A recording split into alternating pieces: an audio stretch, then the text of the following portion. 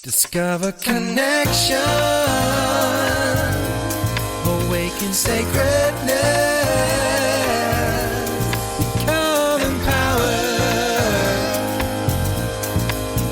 Join us for our show on Blog Talk Radio. Discover your spiritual gifts live. Welcome to Discover Your Spiritual Gifts Live, show number 25. We're your hosts, Dave. Violet. Our guest today is Alisa Loper. She's known since she was a child that she is here to help people in a big way. She's always been highly intuitive, intensely sensitive to others' emotions, having a deep inner knowing of how to help, and extremely driven to help those that are hurting. She has been told more times than she can count how much calmer people feel around her. You may be surprised at how quickly you confide in her, even when you have no intention of doing so. As a hospice volunteer, supporting hospice patients and their loved ones during their final moments, she has received an even deeper level of understanding about grief, anxiety, loss, and trauma. This incredible experience further enhances her client support. So welcome, Alisa. Thank you for being on the show. Thank you, Dave. Well, Alisa, tell me about your journey. Tell me what has gotten you here. Like, what brought you to do what you do today? It's been a long journey. I used to, as a child, I started this sensitivity. I couldn't stand seeing anyone or anything in pain. So as a child, I used to seek out stray animals to take them home against my poor mom's, wishes. But it started off with animals, and then I was always the peacekeeper of the family, and I didn't really understand, the sensitivity, and I didn't understand the type. I grew up feeling like there was something wrong with me because I felt like I was so different. But as I grew older and went through different experiences, I realized that I had a mission. Even as a younger girl, I realized that I was supposed to help. And so as I've gotten older, and now in my older years, I realized that I have a responsibility. And I also realized that I have gifts, including the hospice work that I did. And I realized that I have gifts to help people heal, but also to teach people how to heal themselves. And most of us have a lot of confusion in our lives. We worry, again, that there's something wrong with us. So I'm here really as a bridge to help people understand the traumas and the difficulties they've experienced and how those actually lead to usually their higher purpose and their mission that they came here to do. And what led me here as far as that Discover Your Spiritual Gifts was I was always in the corporate world. I mean, I had kind of two lives where I was the corporate executive by day, so to speak, and then I had this sort of secret life where I really desperately wanted to help people. So I didn't really want to sell them stuff. I really wanted to actually heal them. And my dream's always been able to just really truly be me, my authentic self, and have a practice of healing and teaching and helping. And so I actually had a very good friend of mine who told me about Discover Your Spiritual Gifts and said, you have got to go down and talk to Violet.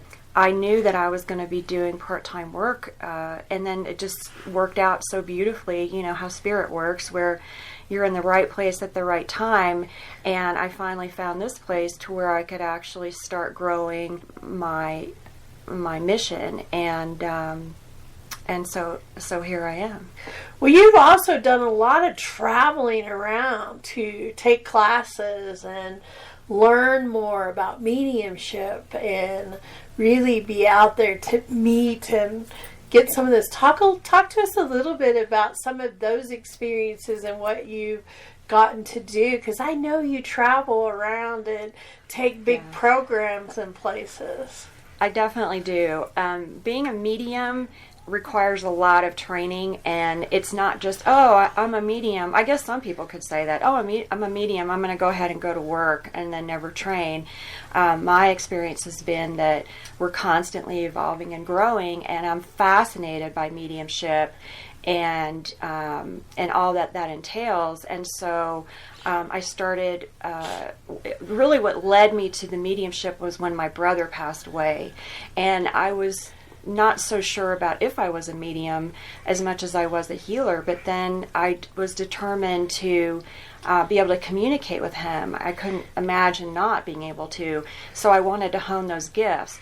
And so that turned into a huge trajectory of tons and tons of constant training. So I traveled to the Netherlands a year ago. I went to the mediumship college called De Swanenhof, which stands for Swan, the Swan, and it's a college in right outside of Amsterdam that helps train and train mediums, and it's a very fine school. And I also traveled to Camp Chesterfield in Indiana, and I have some major plans to do a lot more studying there next year. But there's some wonderful mediums there, the best of the best, and they offer lots and lots of training. And then I've done local training as well. So it's just been a real mix, but it's a real ongoing thing. And the thing too is it's all about integrity too. I want to make sure I'm offering my absolute best to my clients, so when they work with me, they know that they're really that I'm really coming from a place of integrity and, the service for them. There's different types of mediumship for those people that are new to learning about mediumship, and I took some of the classes and some of the programs you've been in, and so talk to us a little bit about the different types of mediumship. Yeah, no, and that's interesting you said that, because you think, oh, a medium, it's like, the Long Island medium where you just walk up to people and say, hey, your grandmother's here, she's got a message for you, and it doesn't quite work that way. So I'm sure she's legit, I believe that, but yes, there's different kinds. So there's what's called mental mediumship, where the medium is connecting with loved ones or guides in spirit, and it's basically you receive information through your gifts. So it could be through clairvoyance, where you see either in your mind's eye, or some people actually see spirit physically. And again, there's different gifts that people have, but the mental mediumship is where you're delivering the medium is a bridge between the spirit world and the client, or sometimes called the sitter. And so the mental mediumship is when you're receiving messages and you're delivering them. There's also trance mediumship, where the medium will go into usually a light trance state, where their consciousness is basically moved aside, where the spirit world can come in through the medium and either do healing work called trance healing, which is a wonderful way of doing healing, which I work with as well, or you can do trance speaking, which is when the spirit world, usually a guide, will come very close, and they don't inhabit your body, but they get very close in your energy field. So they're basically speaking through the medium when the medium is in a light trance state. And then there's physical mediumship, which is really the most rare type of mediumship, and it takes many, many, many years of practice for even the most gifted of mediums. And that's where the spirit world will produce physical phenomena. And boy, is that fascinating to sit in a seance in the complete dark, where a physical medium and his spirit team are literally creating voices from the spirit world. The spirit world can materialize. Oh boy, is that a process. It is really interesting. And so on a weekly basis, I sit with some mediums to develop physical phenomena. And at this point right now, we sit in complete dark. And we can see colors and see energy moving. So working towards creating physical phenomena. So to be continued. We'll report back on that. Yeah, we're both familiar with Hoyt Robinette and spirit cards. I've done the silk. I've been in trumpet seances with him.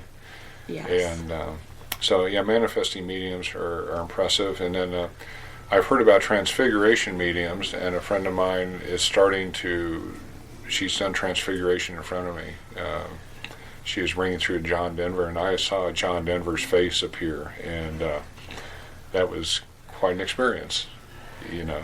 Yeah. But what I also found, though, on the transfiguration medium is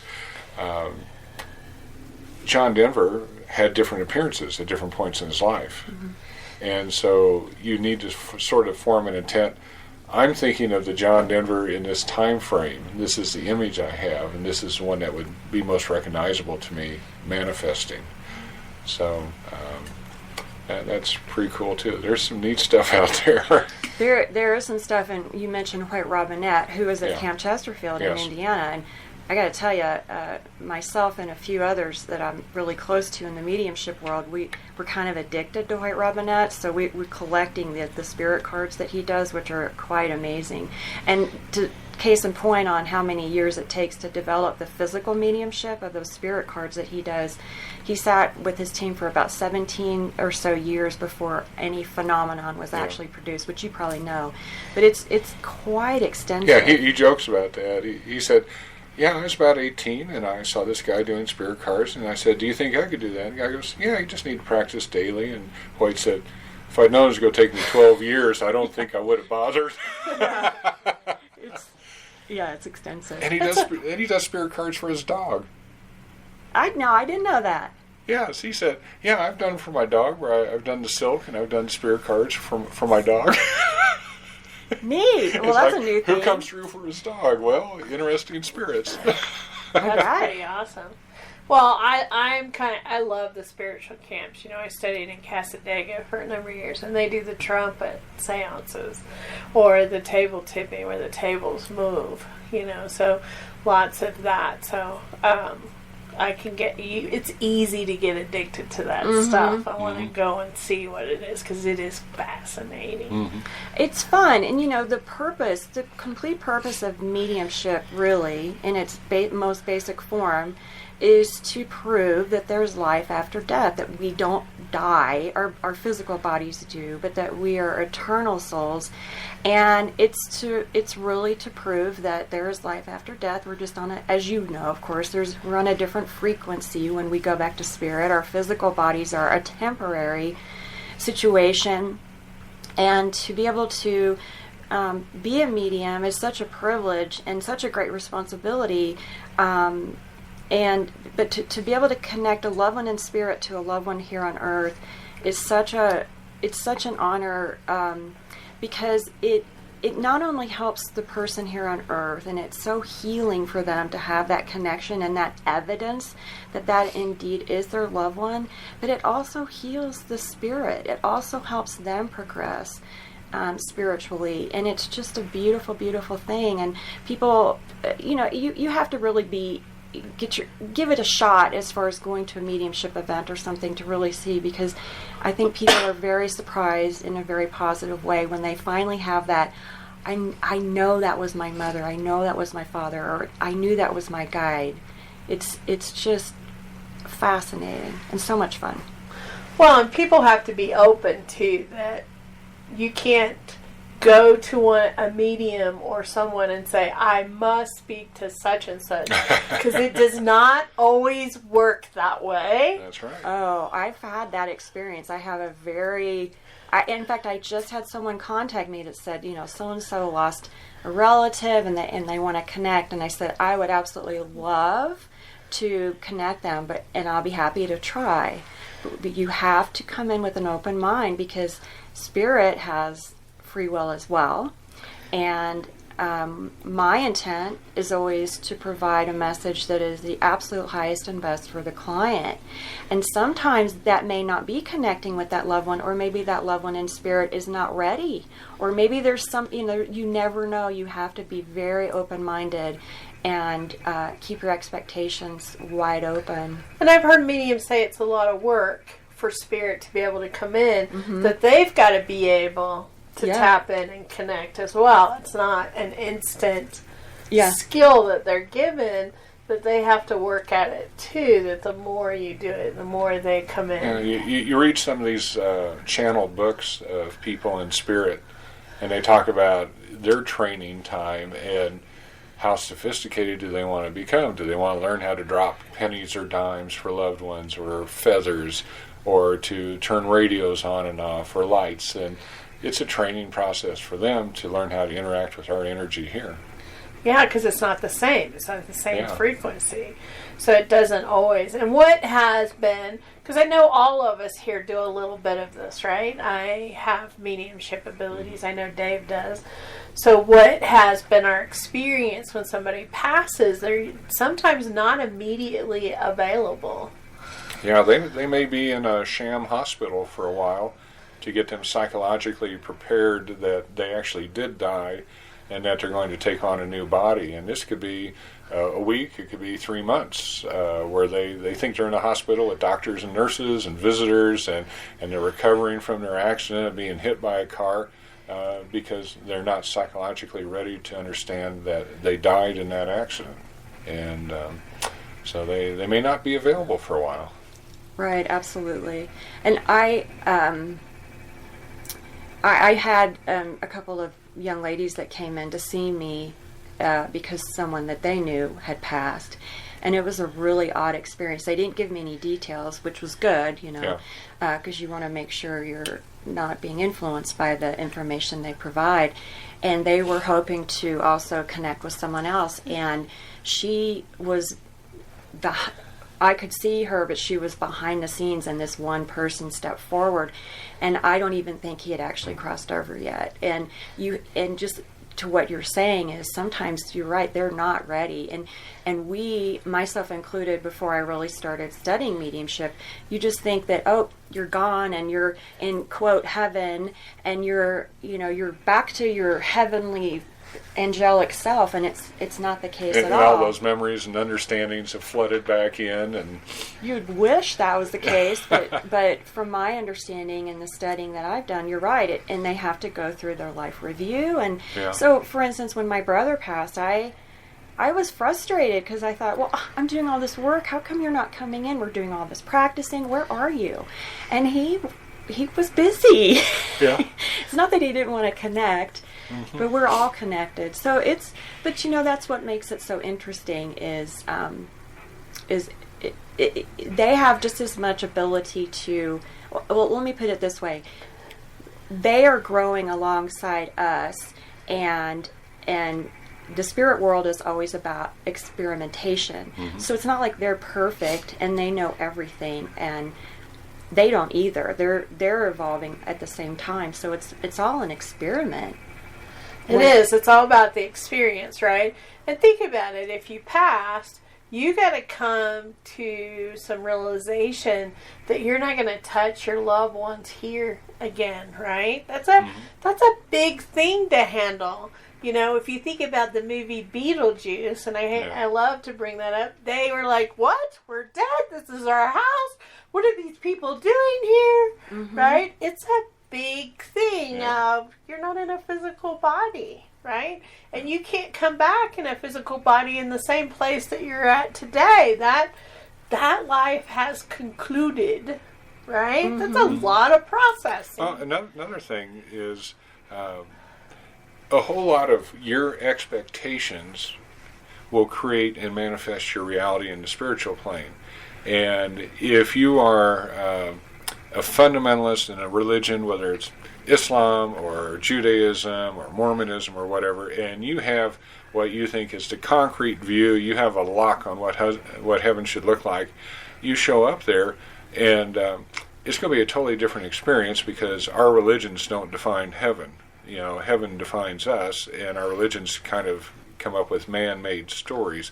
So you go there with this view of what heaven should look like, and they will indulge you. They'll allow you to create your reality for a while, and then eventually you get to the point where you say, this kind of feels hollow. These people around me, this is kind of a hollow experience, and what does it really look like? And some spiritual beings will step in and say, okay, now that you're ready to get out of the playground, now we'll show you what the real heaven looks like if you can release these preconceptions you have on what it should be.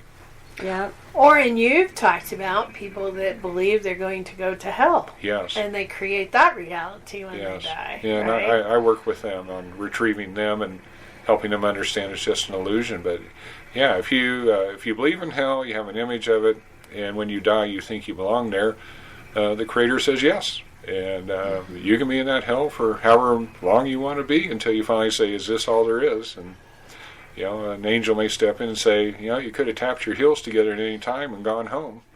And so people do end up there, and I do go down and find those people and take them back. Same thing with limbo and purgatory. Those are both artificial constructs, and I retrieve people from those. It's only as real as they believe it's real. Mm-hmm. Well, it's the fear that the church has given us, right? Yes. That this exists to kind of control the people, right? And so, as long as they believe that, they're going to create it. Yeah, right? and the ancient Greeks and Romans, they had their views and their mythologies about what heaven looked like, and it wasn't a particularly happy picture. I mean, it's either punishment or sort of lack of punishment, but just kind of wandering around. And I'm sure a lot of people ended up with that expectation, creating that for a while before they got emancipated from being tied down to those beliefs. Mm-hmm. My father was a devout Catholic. I mean, he was telling the priest what to do. I mean, he was, I'm not kidding. The priest would tell me, he would tell me what to do, and he was right. My dad was devout. Uh-huh. And I had a reading with someone who channeled Archangel Gabriel. Mm-hmm. And I had a conversation with him, which was a really interesting conversation. And it was right after my father had passed. And I said, well, how's my dad doing? And I said, was he okay? Because I was literally on a plane to go put my dad in hospice, and he passed. And so I didn't get to see, I wanted to be there. Yeah. And he said that he passed very quickly, and that it's just like falling asleep. It's so fast. But he said your dad was mad when he passed because he had this strong, and I have to say, my brother, who is already in spirit, who passed before my dad did, he had very strong religious beliefs as well, but much more open-minded. And so I know he greeted my father, thank goodness, because who knows what my dad would have manifested. No, Dad, really, here, come with me. Get St. Peter down here. Yeah. This doesn't look right. Where are the gates? Wait a minute. But I thought it was so funny when Gabriel said, your dad was really mad when he first passed. Because his whole expectations were just, wait a minute, I spent my whole life as a devout Catholic, and oh my goodness. And so, interestingly enough, because he and I didn't have a very close relationship, he's come in many times now since he's passed, and I can feel he was a very stoic father, and now that he's back in spirit and he realizes the life that he led wasn't exactly as perfect as he may have thought due to the Catholic, devotion, he has come in so much more warmly, and I can feel his evolvement in the spirit world and how he regrets not being close to his family.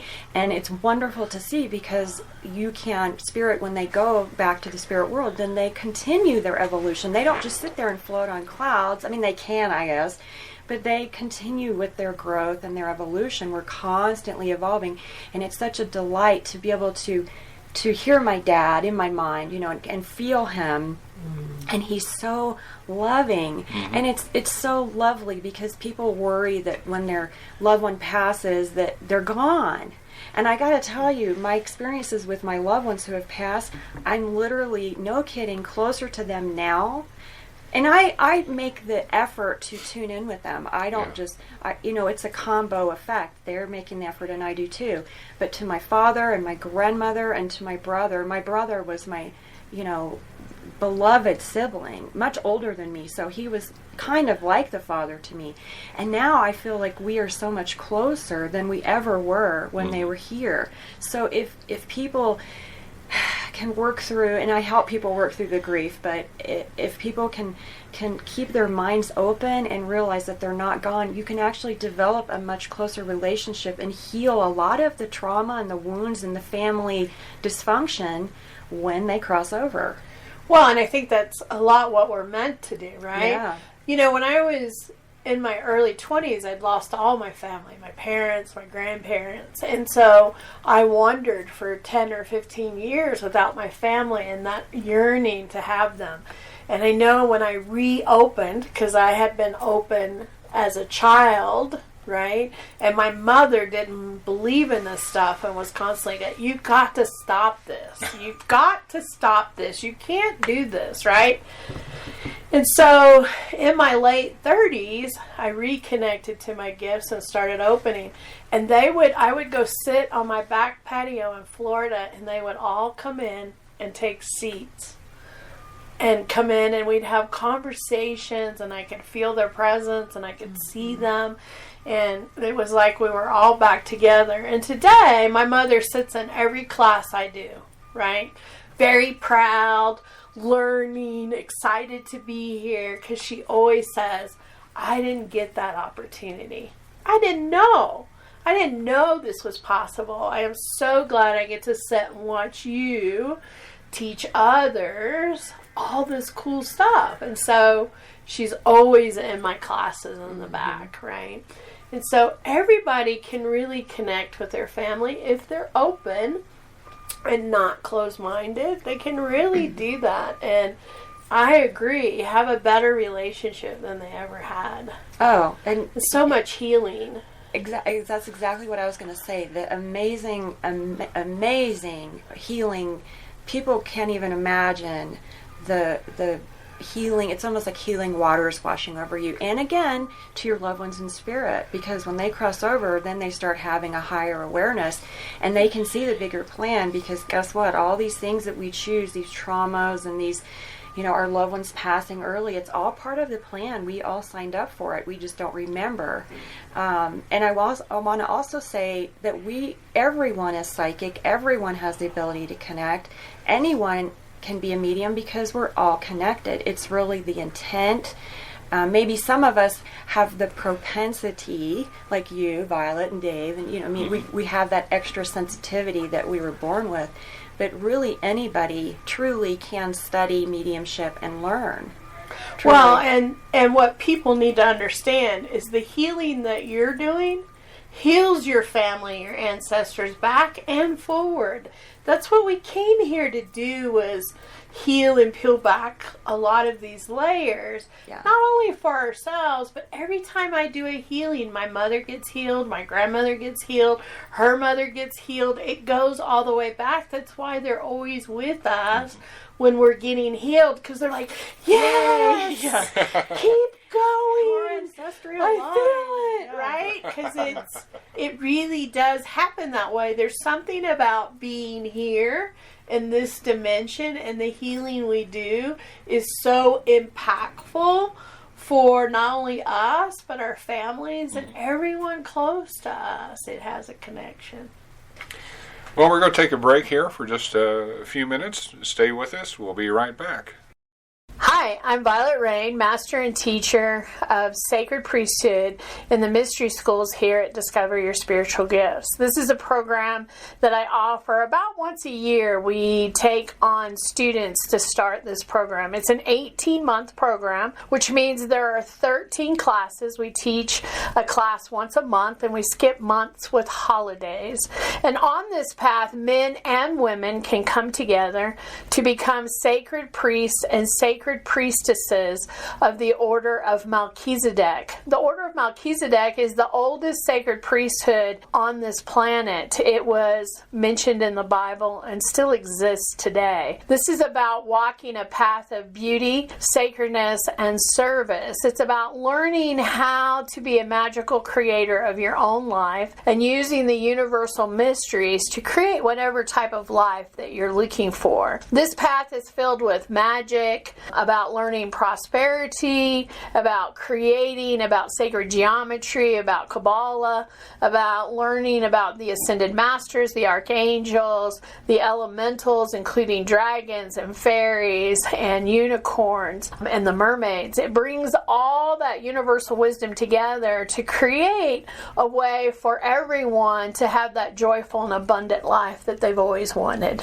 I hope that you will check out our website under classes and look for Mystery School or look for Sacred Priesthood and find out more about these classes and what we have to offer. I look forward to seeing you in class, and I hope to see you really soon at Discover Your Spiritual Gifts. Well, welcome back to the Discover Your Spiritual Gifts live show. We're here with guest Alisa Loper, and this is Dave and Violet, and we're going to continue this fascinating discussion on what happens to you when you die and who can talk to you. I'd like to suggest to listeners, there's a great book, and you can actually download it for free online. It's called Life in the World Unseen, and it's channeled by a guy named Anthony Borgia, Borgia, and it's a very matter-of-fact book by a guy who died in the 1910-1912 era. He was an Anglican minister, and he had written books in his life, and one of them condemned psychic phenomena and connection, and he truly regretted that when he found out what was going on in the spiritual plane. And about 30 or 40 years after he died, he was allowed to channel a book to talk about his experiences. And it's just very matter-of-fact. It's like a great guide to the afterlife for the average person. And you can look this up online, do a Google search. You can find it free as a manuscript and just download it to your computer and read it. My dad was an Episcopal priest and an engineer, and he counseled people who were approaching the end of life. We were very close, and he understood what I was doing with all of my spiritual track. And he found that book extremely useful in talking to people who were nervous or shaky about coming up to their time of passing and what to expect.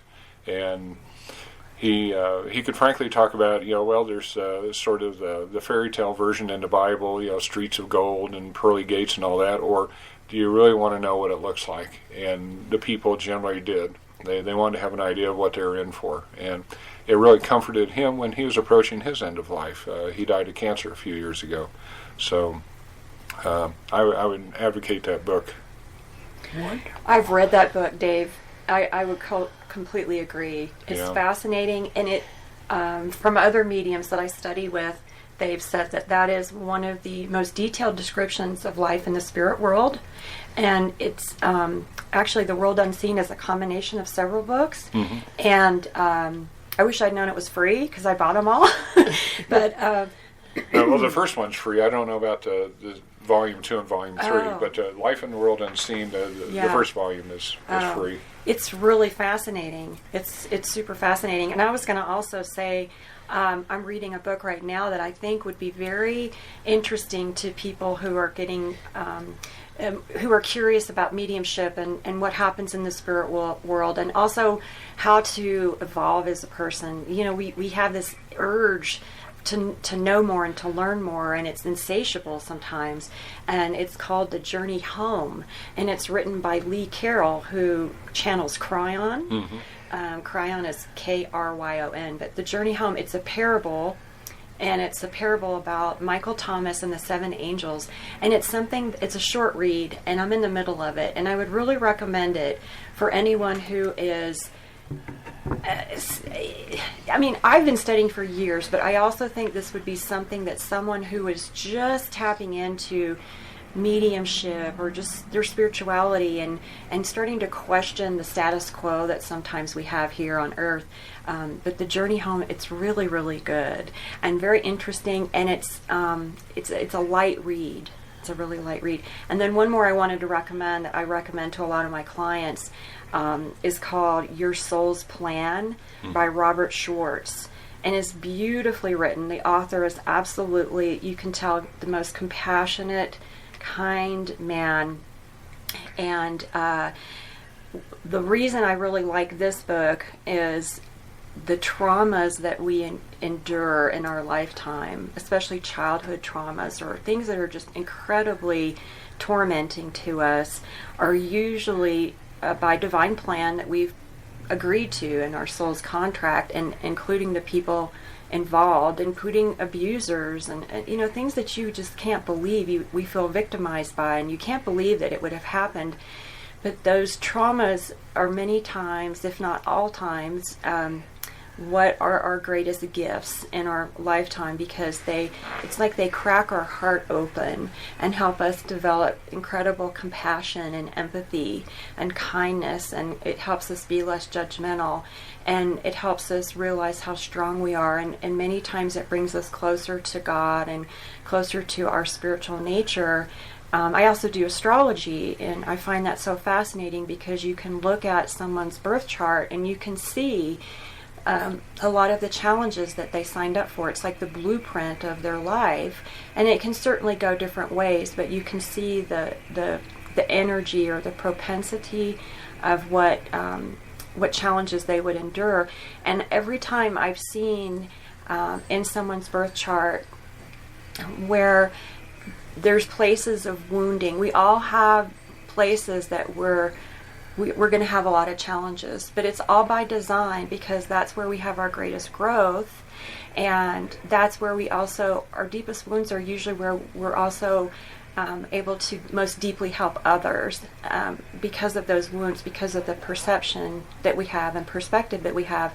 And Your Soul's Plan talks about, in a beautifully written book, and it can be read by anyone, whether they're beginning or in the middle or very advanced, but it talks about the wounds that we actively chose before we came down here, and why, and the divine purpose behind it. So once we know and understand, and this is what I help my clients with, is to help them understand the root of what's going on in their lifetime, the divine plan, the why on a high level, the highest level, and so they understand the truth, just like the Soul's Plan book talks about. Then there's this peace that will come about, oh, okay, this was very, very painful, but now I can see the higher reason for it, and oh my goodness, look at how much I've grown and how much kinder I am and more compassionate I am and more understanding, and how I've actually helped people because I have that understanding. Otherwise, I don't think I would have been able to do this, or I wouldn't have been able to be kind to this type of person or that type of person. So it's actually a gift from God, if you want to look at it on a simple term. It's not easy, but our greatest wounds can be our greatest gifts. Mm-hmm. Absolutely.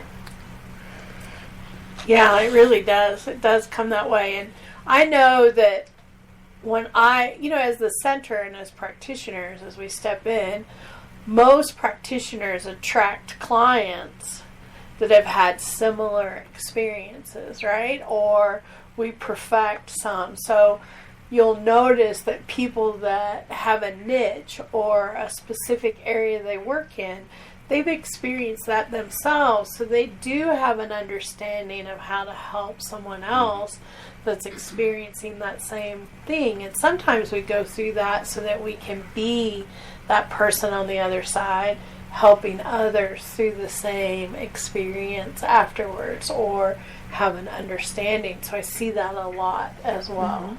Mm-hmm. Absolutely. And that's what made you so powerful, Violet, is what you went through, all of the loss. Boy, are you now deeply compassionate to others. So look at how much you're helping them. Right. My life was the toughest when I was younger and growing up, but it was definitely has made me who I am, and I understand that. I don't hold,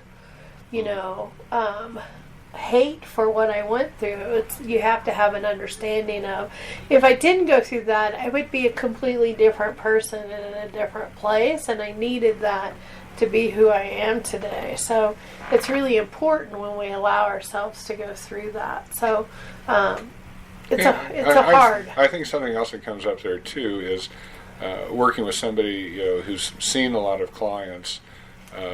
I'm just going to tell everybody out there, I don't care what you think you've done that is your deepest, darkest secret. I guarantee there's 10 million other people on the planet right now doing that activity. You're not alone. You're not unique. You're not perverted. It doesn't really matter. You're not alone. You're not singled out. You can't. Nobody out there is creative enough to come up with some weird thing to do with their bodies that nobody else has thought of and hasn't already done. So, and in our business, working with so many people, we've heard so many stories that we can be very detached and very objective and non-judgmental, and we're not going to recoil in horror when you tell us, well, this is what was done to me, this is what I've done to others, things like that. We're going to try to help you gain an understanding and to move forward and to get to a better spiritual understanding and evolution path. And because obviously you wouldn't have been looking for us if you hadn't had a desire to move forward. Absolutely. And something else that is so wonderful about when we're healing ourselves or when clients come in and we're helping them heal. And it's a process. It's not going to be, I wish it could be like Bewitched, when the show that when we were little, we could just snap our fingers and our nose. We want to move our nose. And, immediately, maybe one day we'll get to that. But what another thing, and this is getting to what you said before, Violet, is as we're healing ourselves, we're healing our ancestors and our DNA. And also, for instance, let's say a man comes in and he is starting to open to his compassionate side. He's developing his feminine side. And men worry about that because they're afraid they're going to turn into a girl. And that's not it. We all have masculine and feminine. But let's just say a man is learning how to control his anger, or he's healing trauma from his childhood. Well, whatever he's healing within himself, he is also opening that energy. He's helping other men who are struggling with that same issue, or whatever that energy is. He's actually opening up the portal for other men and women to heal themselves. So people they think they're isolated, and it feels isolating when we're in pain, but what happens is when we open ourselves up to heal, then we're actually helping others on it. People don't even realize it, and neither do we, but we're helping them heal, helping the world heal. Every minute bit of kindness and healing that we help others, or help ourselves and help others do, has a cumulative effect. It's a wonderful thing. So when you think about the good that we're doing and the good that others are doing, when they actually step up and say, I'm going to look at myself in the mirror and I'm going to heal this, the cumulative effect is immense. Mm-hmm. The ripple. A ripple. The ripple that goes out, right? That flows out. A model I use for that a lot is, there are these things called morphological fields or morphic fields, and it's a field of consciousness, and people feed into it all the time. And so what I tell people, like if I have clients who see me for healing, if something starts to hurt and it's not life-threatening, please get a hold of me first before you get a diagnosis, because when you get a diagnosis, you're going to tie into the morphic field of consciousness for that diagnosis, and you're going to start downloading a whole lot of stuff into your subconscious, just like an internet search, and it will be more work on healing you to get rid of those blockages. The same thing happens in these different forms of healing. There are morphic fields out there that are created through consciousness for every type of concept you can think of. And if somebody's diagnosed with ADHD, they're going to start downloading stuff from that, whether or not that's an accurate diagnosis. And when you work with that person, you're going to find that they're already assuming the persona of an ADHD person. They're doing this, they're doing that. They're already getting an idea of what drugs may help, what may hurt, how they can be abused, all that kind of stuff, even if it's not true. And so when we work with people, just like Alisa was saying, and they identify as, I'm a man who wants to get over my abuse issues as a kid. I want to get lighter on the control freak aspect of my nature. Yeah, you're going to be tying into those morphic fields, and we're going to be trying to shift you to a connection to somebody who is more open, more enlightened, more balanced in their outlook on life, and switching you from one field to another, so to speak. Absolutely. Right? Because our minds are really powerful. If we believe it, we create it. Yeah, absolutely. If we think that is the case, we create it. There are many generations of people that say, oh, in my family we have blah, blah, blah, blah. Everybody gets it. Well, you've now created it. Whether that's a true realization. Everybody dies at 50 from a heart ailment. And then everybody does because we've taken on that belief and we've created it in our field. Where they're just the opposite out there, where we have families where the child has come up and said, nope, I'm not going to take that. It will not be part of my reality. Will not be part of my children's reality. And we cut that connection to that whole line by just changing the viewpoint of, nope, we're not doing that. I'm not doing that. My kids aren't doing that. Yeah. It stops here. It's the same concept, same idea. Yeah, absolutely. So it's like, don't take that on. Don't grab that string. Let that string go. Right? So it's really important that we do that. So Alisa, you do flame readings here in the center. Yes. Like about every other month, galleries. Tell us a little bit about what that is and what that's about, so people listening understand what you offer. It's super fun. In fact, tonight we're doing our flame message. I don't know if this is going to post tonight, but we've got a gallery tonight. So what I do is I work with a medium, Mary Tori, and Mary Tori and I do what's called flame message galleries, and they last an hour and a half. And basically, this is a form of mental mediumship and physical mediumship. And so I work with my spirit team. I have my main guide is Dr. Vance Merriman, and my joy guide, who is Sadie, who is just a delight. Sadie and Dr. Merriman work with me with my flame message. And then I also have a couple of my different Native American protectors, either Chief Cornstalk or Broken Arrow. And what happens is we have an audience of about 20, and Mary and I light a candle, and we have usually about a 4x6 cardstock. And for instance, I will connect with my spirit team, the spirits I just mentioned, and I will tune in for every guest gets a reading and a flame message card.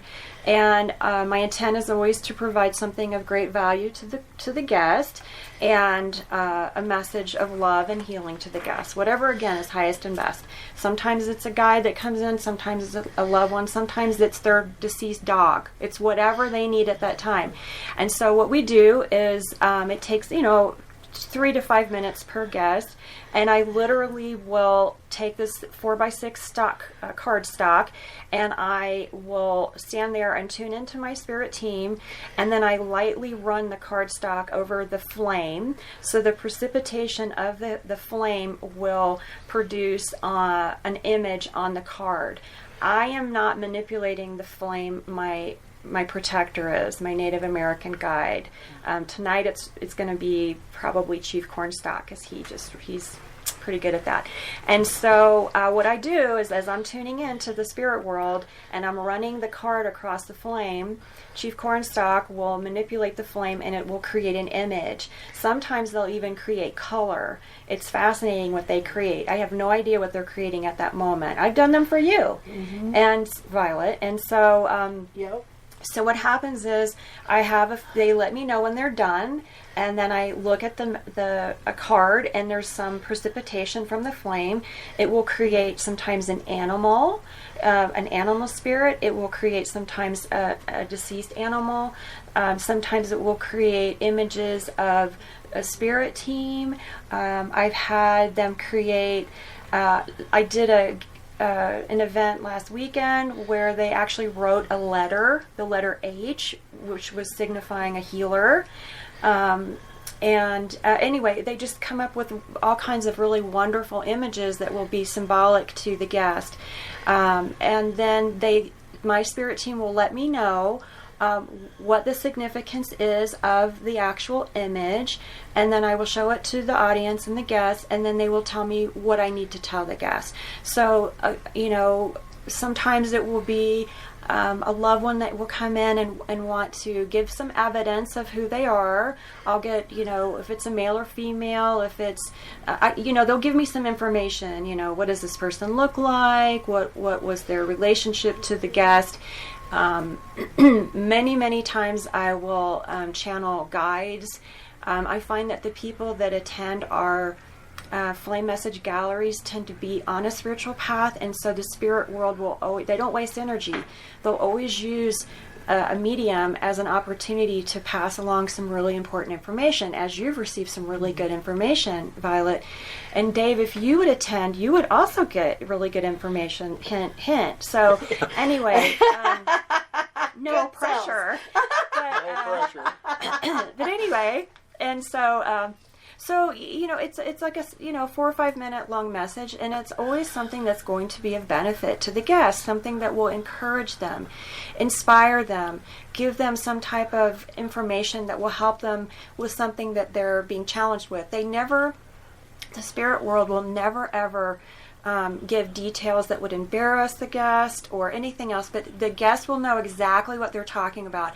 I will have no idea what the problem is. I'm literally a channel. I'm delivering the message. I give what I get. So if I get that, Violet, your mom is here and she's sending you love and she's proud of you, and oh, by the way, she wants you to bake an apple pie for Christmas, and that recipe is in the box that you haven't looked at in your attic, or I'm whatever she tells me, I will tell you, and then you'll know. And sometimes what will happen is the guest will have no idea who it is, no idea, and they'll sit there and they will have a blank look on their face, and they'll sit and go, they'll be disappointed. I have no idea who that was. What the heck did that mean? And then a day or two later, they'll go, oh my gosh, I totally forgot. It was my Uncle Bob, and I just wasn't thinking about them. I was expecting my mother to come in. Why didn't my mother come in? Well, for whatever reason, the spirit world knew that you needed to get the message from Uncle Bob, or you needed to get your message from your joy guide because they want you to cheer up, or they have a plan for you, or whatever it is you needed. That's what you get. And so it's an hour and a half long. You get to leave with a wonderful image that was created by the spirit world. So it's physical mediumship. And then I get a lot of feedback from people that it was incredibly helpful. In fact, one of the most significant results of one of our galleries was one of my clients got a tattoo to model, I think you saw it, to model the message, the flame image that he received. He was so excited and moved by it, he got a tattoo. So what people need to know is the image continues to evolve over several days. So it's not even totally complete at the gallery. It continues to evolve. It's really awesome. I've been to a couple of Alisa's galleries, and I love those. We're also trying to encourage her to do more things here at the center and offer more. At sometime in 2020, she'll be offering a mediumship class here, so we're looking forward to seeing that come down the pike as well. Yeah, I'm going to be teaching people beginners mediumship. It will start from at the very basic level, because we actually start with developing psychic ability and then lead into mediumship. And again, anybody can be a medium. Everybody really is a medium and a psychic. And it's a matter of just getting some instruction and practice and having the intent. It's really the intent. And so I'll be teaching people how to begin. And how fun is it to be able to develop that relationship with your loved ones and be able to get more clarity and clearer guidance from your spirit teams. Yeah, pretty awesome. Excellent. Yeah. Awesome stuff. So how do people get a hold of you that are interested in what you offer? Because you also are a practitioner here. You're here on Sundays doing readings, astrology, mediumship, lots of different things. So how do they find out more about you? How do they contact you? So you can contact me by phone at my number 303-807-0068. You can also email me at, I'm going to have to spell my name because people misspell it all the time. It's ALISA at ALISALOPER.com, Alisa Loper, Alisa at AlisaLoper.com. You can also, I really encourage you to go to my website because it's pretty large, and I have a lot of offerings, and I always post events, and I also have a blog because I channel my team to provide messages from Spirit. But my website is alisaloper.com. So if you can spell my name, Alisa Loper, you can find me. I'm also on Facebook. My Facebook page is called There Is Hope. And I really, my intent is to always provide valuable insight and information from the spirit world because they so want to connect with you and help you lead a much more glorious and blessed life. Wonderful. This has been exciting. Thank you so much for coming. Thank you. Thanks for being part of that. We'll list some information on the recording so that you can contact Alisa. So thank you so much for coming. Thank you, Dave. Thank you, Dave. Thank you. This Thank has you, been Violet. fun. I always like to talk about this stuff. I could talk about this for hours. It's my favorite thing. Well, to all our listeners, thank you for listening to this show. Our next guest is Bernadette King, and please stay tuned. We're going to have some other practitioners who talk about what they do here at the center. We'll see you next time. Take care. My name is Selena from Love Your Light. I knew I was special when I was a little girl. I used to walk around the house whenever family members were hurting or a sick pet, and I would put my hands on them to make them feel better. Obviously, I didn't know exactly what I was doing, but I just always had the drive, the interest to want to help people feel better. And I also, when I was a child, started knowing when people were sick and knowing when they were going to pass, knowing immediately babies, boys, girls, twins, other, and it just grew from there. My mom was also an intuitive, so was my grandma, so I was in that environment. It just developed and grew the older I got. I am blessed to have a number of gifts. I am an intuitive guide. I teach Reiki, and I'm a mentor. I help people discover their gifts and abilities. I do intuitive counseling. I do energy clearings, personal energy clearings, and space energy clearings. I basically just want to help people see their light and love their light. I am at Discover Your Spiritual Gifts on Thursdays. I'm here full day as a practitioner, so I have morning, afternoon, and evening appointments. I'm also a reader Thursdays. Hi, this is Dave Barnett, better known as Dave the Mystic. I am a long-term aerospace engineer, but back in 1983, I had some events in my life that forced me to reconsider how reality works. I became involved in healing, channeling, meditation, and developing my psychic gifts. Over the years, I continued to work with these, and I had a wonderful opportunity in 2003 to take 4 years and really delve into all forms of healing, and along the way, other gifts showed up. I am now working at the center full time, and I'm happy to offer work with past lives, with working with subconscious core beliefs. I do a lot of work with energy and entity clearing, and since I do this always long distance, I can do it all over the world. I also work with karma burning and with soul retrieval and soul splinter return. I'd be happy to work with you. Please feel free to give me a call here at the center, and we can set up an appointment. My direct phone number is 303-902-5323. Thank you and have a great day. Hi, this is Kevin Oakstreet. I am an Oracle and Tarot reader at Discover Your Spiritual Gifts on Tuesdays from 10 to 5. A little background, I've been developing my gifts over a long time, and just recently I felt like a light was switched on, and I got a lot of support and guidance from those close to me. As I've been developing these gifts, I've known that I wanted to become a healer and to help others as well, and I would love to help you unlock your hidden potential. Discover connection, awaken sacredness.